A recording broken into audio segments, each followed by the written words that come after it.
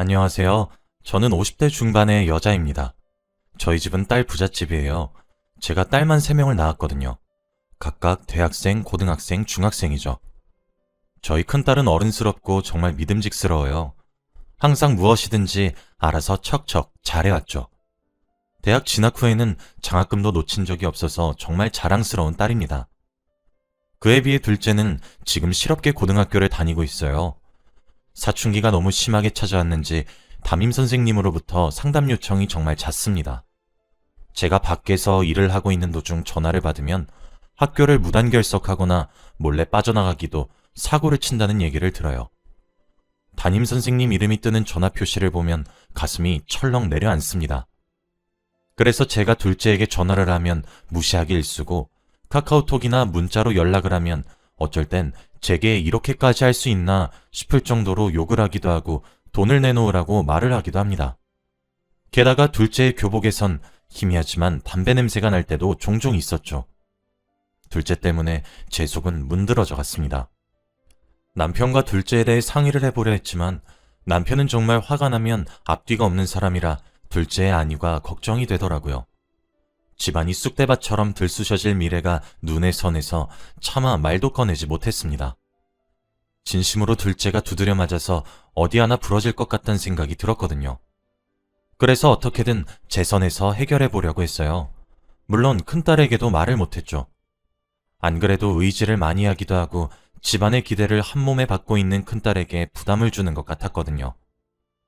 그렇지 않아도 미술을 전공하고 있어 밤늦게까지 작업을 하기도 하고 힘들어 보이는데 한술 더 뜨고 싶지 않았습니다. 그러던 어느 날 여느 때와 다름없이 일을 하고 있는 도중 막내딸로부터 전화가 한 통 걸려왔어요. 전 아무것도 모른 채로 "딸, 무슨 일이야?" 라며 전화를 받았죠.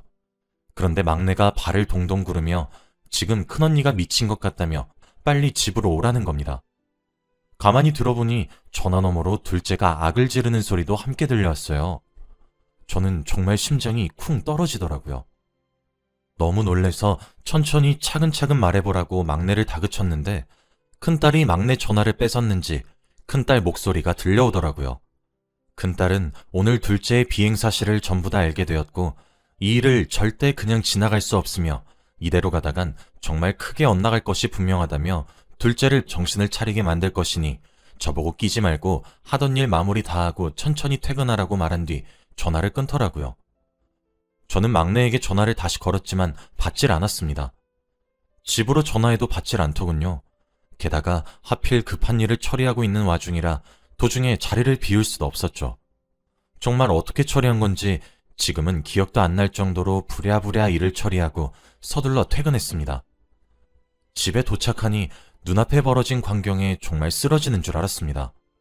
온 집안이 쑥대밭이 되어 있었고 둘째 딸은 얼굴과 온몸에 얼룩덜룩 멍을 달고 구석에 박혀 있더라고요. 그뿐만 아니라 둘째 방문은 손잡이가 어디로 갔는지 보이지도 않았습니다. 저는 그 꼴을 보자마자 이게 지금 무슨 난리냐며 소리를 질렀어요. 눈물 범벅이 된 둘째는 울먹이며 저를 불렀어요. 큰딸은 그런 둘째 보고 입을 다물라고 했습니다. 둘째는 찍소리도 못하고 입을 다물더라고요.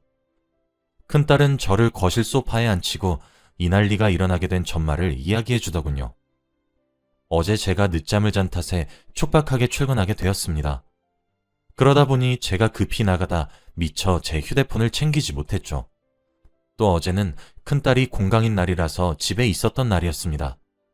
하필 그때 둘째의 담임 선생님의 전화가 제게 걸려온 모양이에요. 큰딸은 원래 제 전화를 받진 않는데 둘째 담임 선생님으로 저장되어 있어서 받았다고 하더라고요. 혹시 둘째에게 큰일이 생겨서 급하게 연락 온 건가 싶어서 말이죠. 물론 그 연락은 여느 때와 마찬가지로 둘째의 불량한 행실 때문이었지만 말이죠. 선생님은 어머니께 직접 말을 할 테니 어머니 보고 연락 좀 다시 해달라고 전해달라고 했는데 큰딸이 우겨서 본인도 알아야 되겠다며 이야기를 해달라고 했대요. 선생님은 학교로 어머니가 오셔야 될 것 같다고 말을 하니 큰딸은 그럼 본인이 내일 학교 상담을 엄마를 대신해 가겠다고 했다더라고요. 그리고 큰딸은 제 휴대폰에서 둘째와 제가 나눈 메시지들 또한 보게 되었죠. 저에게 했던 욕설과 돈을 달라는 메시지 전부를 말이죠.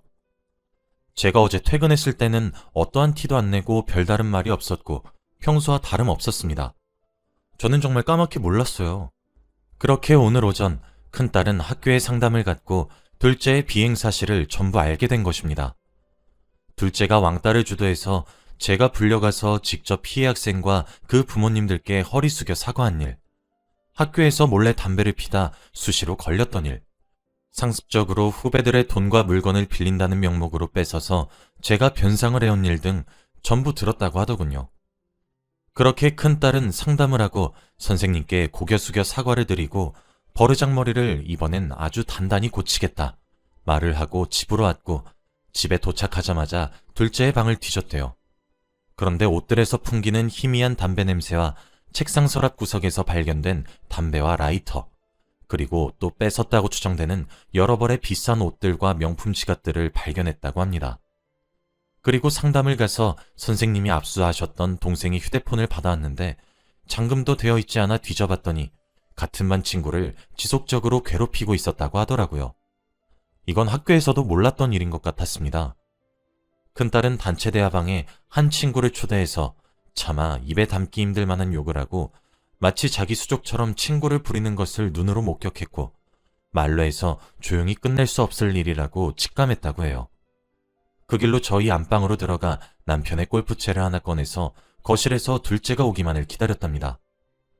중학생인 막내가 집에 먼저 도착했는데 큰딸의 분위기가 뭔가 심상치 않으니 둘째에게 연락을 했나 봐요. 막내가 귀가하고 얼마 지나지 않아 둘째가 집에 들어왔다고 합니다. 큰딸은 저에게 말하길 처음부터 곤죽이 될 정도로 때릴 생각은 없었고 정말 최후의 수단이라 생각하고 골프채를 옆에 뒀대요. 먼저 둘째의 자초지종을 그래도 한번 들어봐야 되겠다 싶어서 말이죠. 그런데 둘째는 뭣도 모르고 큰딸에게 네 같은 게 분위기 잡으면 누가 쫄 것 같냐며 욕과 함께 낄낄거리면서 조롱했대요. 깐족깐족거리는 둘째를 본 큰딸은 화를 참지 못하고 둘째의 뺨을 내리쳤다고 하더라고요. 뺨을 시작으로 둘째는 신명나게 두드려 맞았던 것입니다. 그걸 본 막내가 제게 전화를 걸었던 것이었고 큰딸이 제게 말을 하기 위해 전화를 바꿔받은 순간에 둘째는 자기 방으로 도망쳐서 문을 걸어 잠궜대요. 그랬더니 글쎄 큰딸이 저와 전화를 끊고 막내에게 한 번만 더 전화하다 걸리면 너도 적골 날 것이라며 공구함에서 망치를 꺼내와 둘째 방문 손잡이를 깨부순 거였습니다. 막내는 큰딸을 말리려고 했지만 큰딸은 막내에게 이 사이에 끼어들면 경고를 하고 그때부터 둘째는 얻어 터졌던 것이었습니다. 큰딸은 둘째를 후려치다 못해 둘째 방에 있는 모든 물건들을 깨부쉈대요. 어쩐지 둘째 방에 있던 행거가 무너져 있더라고요. 그리고 저를 졸라서 산 비싼 옷들은 다 가위로 조각조각 냈고 둘째 교복이랑 추리닝, 이렇게 필수품인 옷들을 제외하고는 다 갈기갈기 잘라버렸더군요. 막내 말로는 둘째 방에서 큰딸이 소리를 고래고래 지르며 두드려 팼대요. 사실 큰딸은 워낙 어른스럽고 조용조용해서 제가 의지하는 딸이거든요. 그 모습이 잘 상상이 가지도 않았습니다. 그제서야 둘째를 한번 살펴보니 울어서 그런 건지 하도 맞아서 그런 건지 얼굴이 퉁퉁 부어 있었고 여기저기 둘째의 머리카락으로 보이는 것들이 굴러다니더군요. 큰딸은 둘째를 후드려 패면서 둘째가 해온 비응 사실을 하나하나 짚었다고 합니다. 담배도 짚고 넘어가고 정말 야무지게도 때려놓았더군요. 그렇게 큰딸은 한참을 때리다가 둘째에게 종이와 볼펜을 하나 주며 잘못한 일을 전부 적으라고 한 뒤 다 적을 때까지 기다렸고 종이를 받음과 동시에 메타작을 종료했다고 해요. 그러면서 둘째에게 한 번만 더 엄마가 이번처럼 학교에 불려가거나 또 종이에 적혀져 있는 비행을 저지르게 되면 이번처럼 곱게 끝내지 않겠다며 2차 메타작을 경고했고 옆에 있던 막내 보고도 너도 이 꼴 나고 싶지 않으면 알아서 처신 잘하라고 얘기했다고 하더라고요. 사실 막내가 둘째를 닮아가는지 약간씩 엇나가려고 하는 조짐이 보이는 것 같아 걱정이 많았거든요. 중학생인데도 노래방이며 PC방이며 자꾸 밖으로 나돌려고 하고 또 귀가 시간도 둘째 닮아서 자꾸 늦은 밤에 들어오려고 하고 그래서 걱정이 많았었는데 큰딸이 막내까지 단돌이 쳐놨더라고요. 그리고 큰딸은 제게 와서 미안하다고 얘기했습니다. 엄마, 내가 집에서 일을 크게 만들어서 미안해. 폭력적으로 해결하려고 한 것도 미안. 근데 이건 엄마가 놀래서 심장이 내려앉을까봐 미안한 거지 둘째를 때린 건 하나도 미안하지 않아. 후회도 없고 마음 같아선 지금도 모자라. 조금 더 두드려 팰까 하다가 엄마 얼굴 봐서 여기서 끝낸 거라고. 나도 둘째가 지금 사춘기고 반항하는 것도 잘 알겠는데 나는 정도가 있다고 생각해. 엄마한테 돈 달라고 욕을 내뱉는 행동이 치기 어린 반항이야? 같은 반 친구를 괴롭히고 학교에서 담배 피고 수업 째고 밖에서 술 마시고 그러면서 집으로 귀가하는 게 그건 엄마 사춘기 하는 흔한 반응이 아니야. 그건 잘못된 행동이지. 난 그렇게 생각해. 그건 사춘기가 와서 하는 어리고 어설픈 반항이라고 보기엔 이미 너무 선을 넘었어. 엄마는 그렇게 생각하지 않아? 나는 엄마가 둘째를 훈육하려고 하는 것도 알고 있었고 훈육의 목은 엄마의 몫이라고 생각했어. 내가 하면 선 넘는 거라고 생각했는데 지금 보니 엄마의 훈육은 하나도 제대로 되어 있지 않았어. 오히려 엄마 알기를 우습게 알고 있더라고. 지금이라도 내가 바로잡아야 된다고 생각했어. 엄마, 나는 둘째가 만일 이 시간 이후로 또 같은 행동을 반복한다면 절대 모른 체 하고 넘어가지 않을 거야. 절대 그냥 보고만 있지 않을 거라고. 내가 이때까지 입 다물고 있었던 이유는 이렇게까지 자세하게 알고 있지 않았던 것도 있었고 둘째가 이 정도까지 막장으로 나갈 줄 몰랐어.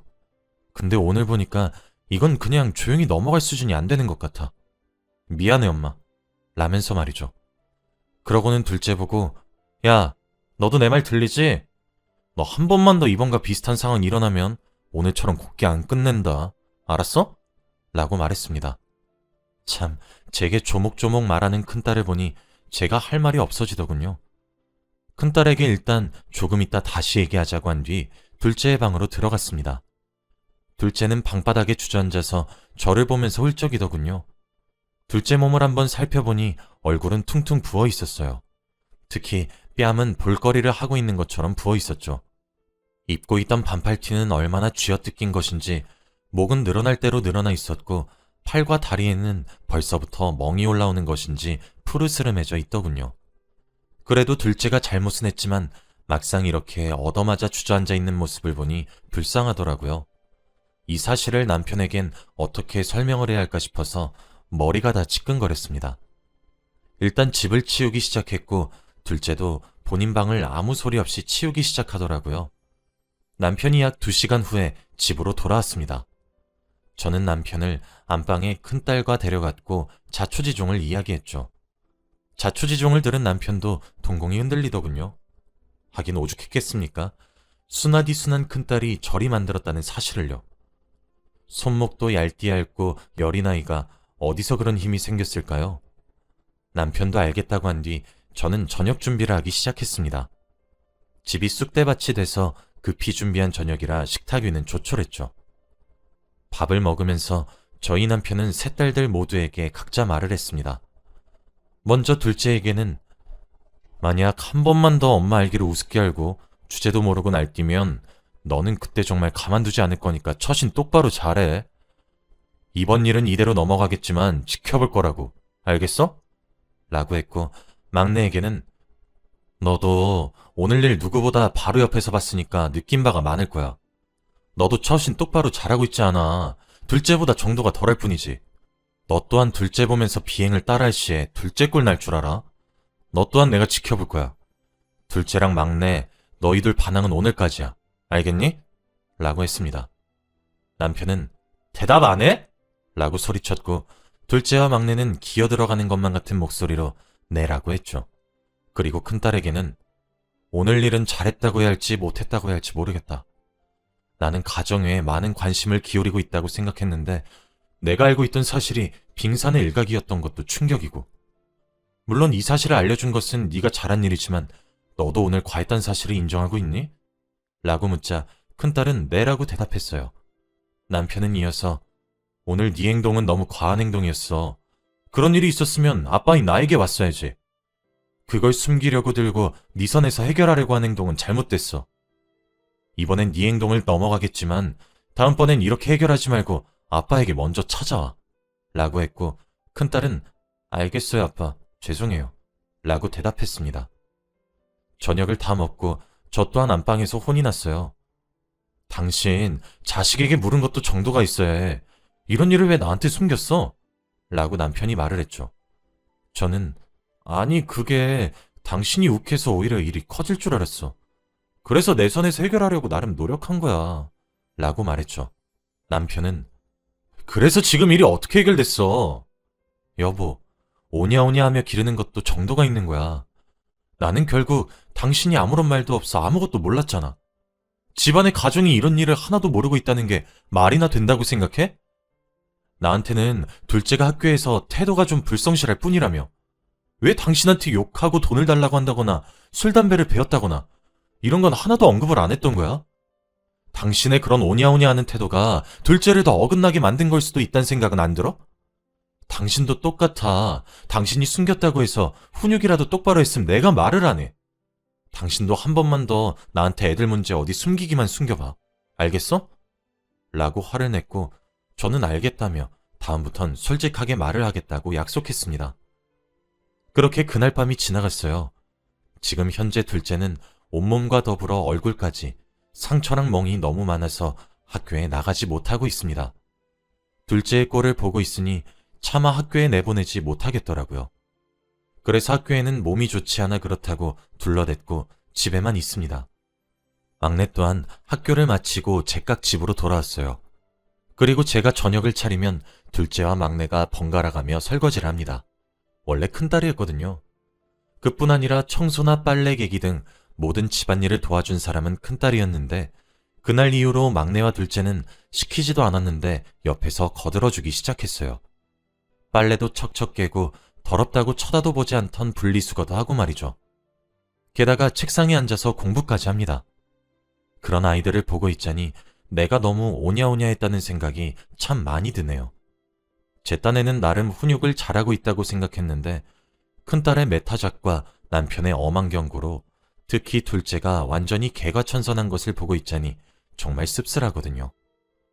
저와 남편 둘 다 큰딸이 너무 폭력적으로 일을 해결한 것 같아서 고민이 이만저만 아니었는데 본인의 일상으로 돌아가 다시 과제도 열심히 하면서 잘 지내고 있는 걸 보니 저희가 너무 걱정한 것 같기도 합니다. 큰딸 덕에 저희 집이 쑥대밭이 되었지만 일단 결과적으론 딸아이 둘의 변화가 긍정적이라 지금은 지켜보려고 해요. 저도 많은 반성을 했습니다. 누군가에겐 가해자였을 딸을 제가 너무 편파적으로 생각했던 사실 또한 인정했고요. 이제부터라도 남편에게 숨김없이 사실을 말하기로 약속도 했습니다. 사흘 정도만 있으면 둘째도 학교에 갈 수 있을 것 같아요. 아마 앞으로의 비행의 비읍도 하지 않을 것 같네요. 제게 있었던 일은 어디에 말할 곳도 없어 이렇게 글로 끄적여 사연을 보내보았습니다. 여러분들 가정은 평안하시길 바랄게요. 제 이야기를 들어주셔서 정말 감사합니다.